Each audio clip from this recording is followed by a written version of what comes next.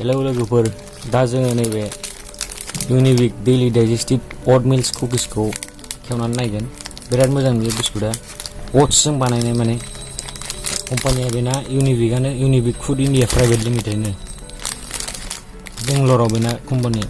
स' दामाबो बेना प्राइसआ अनलि 20 रुपिस बिराद मोजां बे बिस्कुटआ हेल्थनि थाखाय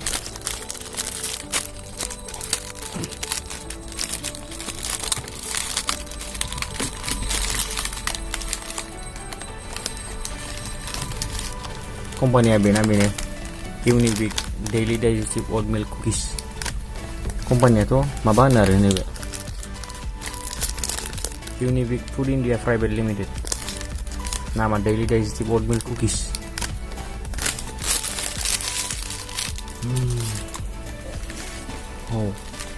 बिस्कुटआ बिराद गुरै सफ्ट जायो नुबायना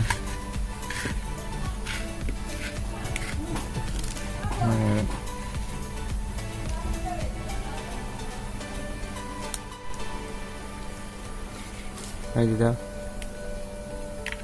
बिराद मोजां बिस्कुटआ नै ओट्सजों बानायनाय बादामफोरबो दङ बिराद मोजां